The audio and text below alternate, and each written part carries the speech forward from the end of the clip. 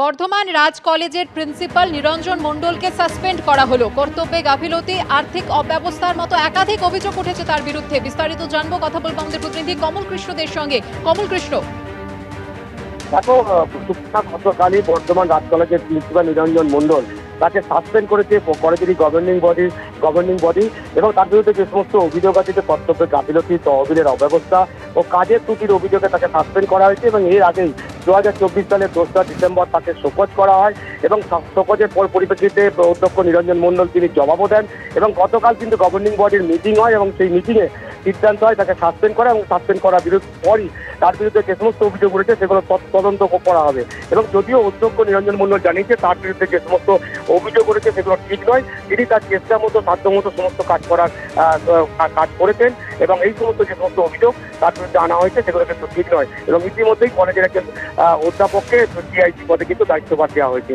সুপর্ণা, ধন্যবাদ কমল কৃষ্ণ। রাস্তা উদ্বোধন করতে গিয়ে খড়গপুরে বিক্ষোভের মুখে পড়েছিলেন দিলীপ ঘোষ। চ্যালেঞ্জ ছুড়ে দিয়েছিলেন তৃণমূল কাউন্সিলর প্রদীপ সরকার। গতকাল সেখানে গিয়েই চা চক্রে যোগ দেন দিলীপ ঘোষ। পাল্টা তৃণমূল কাউন্সিলরের বক্তব্য যে তাদের প্রধান রাজনৈতিক শত্রু বিজেপিকে তারা 1 ইঞ্চি জায়গাও ছাড়বে না। তৃণমূল যদি রাস্তায় নামে উনি এর পরে খড়গপুরে যে বাংলাতে মাঝে মাঝে আসে না চা খেতে বক্তাতে, সেই এলাকাতেও আসতে পারবে না। আমি আটকাও, কত দম আছে।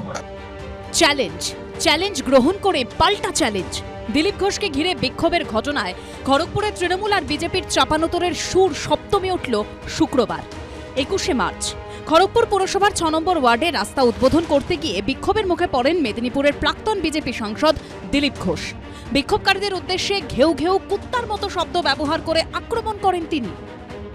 এই 500 টাকার চাকররা এরা কিছু করতে দেয় না, ঘেউ ঘেউ করে কাজ করে উন্নয়ন করছে, আবার ঘেউ ঘেউ করছে। বিজেপির প্রাক্তন রাজ্য সভাপতির এই মন্তব্যের কড়া প্রতিবাদ করে তৃণমূল। যে এলাকায় ঘটনা ঘটে সেই 6 নম্বর ওয়ার্ডে তৃণমূল কংগ্রেসের কাউন্সিলর প্রদীপ সরকার সরাসরি দিলীপ ঘোষকে চ্যালেঞ্জ ছুড়ে দেন। তৃণমূল কংগ্রেস খড়গপুরে চুরি পড়েনি। তৃণমূল কংগ্রেস যদি কালকে চাইতো না, দিলীপ ঘোষ যেখানে গিয়ে ওখানে ঝামেলা করতে গেছিল, কালকে ওই এলাকা থেকে বেরোতে পারত না যদি তৃণমূল কংগ্রেস চাই। এদিন সেই 6 নম্বর ওয়ার্ডে গিয়েই চা চক্রে যোগ দেন দিলীপ ঘোষ।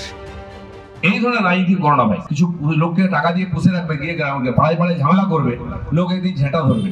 ও বলে যে দিলীপ ঘোষকে আটকাবে, আসুক দেখুন আমি এসছি, আটকাও, কত দম আছে। আরে তোমার সঙ্গে ওই কটা মেয়ে ছেলে ছাড়া কেউ থাকেই না, ওই কটা মেয়েকে নিয়ে বিজেপিকে আটকাবে, দিলীপকে আটকাবে? দম থাকলে ভালো করে রাজনীতি করো ভদ্রলোকদের সঙ্গে, আমিও বুঝে নেবো।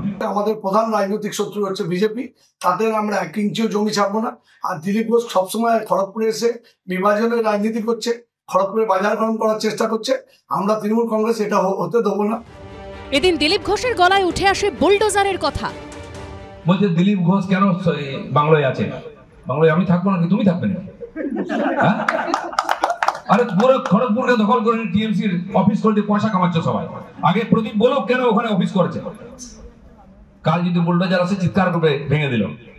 বুলডোজার দরকার আছে না, রেডি আছে, চিন্তা করবেন না, সময় হলে স্টার্ট হবে। উনি প্রথম বলেছিলেন যে তৃণমূল কর্মীদেরকে ঘর থেকে বের করে মারবে, তৃণমূল কর্মীদেরকে চৌরাস্তায় মারবে। উনি মেয়েদেরকে বাপ তুলে গালি দিচ্ছেন, মেয়েদের গলা টিপে দেবে বলেছেন, উনি মেয়েদেরকে গাড়ি থেকে চাপা দেবেন বলেছেন, উনি তৃণমূলকে কুত্তা বলেছেন। যদি দিলীপ ঘোষের দম থাকে কোনো তৃণমূল কর্মীর গায়ে খড়গপুরে হাত দেয়, খড়গপুর শহরে আগামী দিনে তৃণমূল উনাকে কোনো সভা করতে দেবে না। সব মিলিয়ে খড়গপুরে তৃণমূল ও বিজেপির 2 প্রাক্তন বিধায়কের মধ্যে যে তীব্র তরজা শুরু হয়েছে তা এখনই কমার কোনো সম্ভাবনা নেই। বিশ্বজিৎ দাসের রিপোর্ট, এবিপি আনন্দ, পশ্চিম মেদিনীপুর।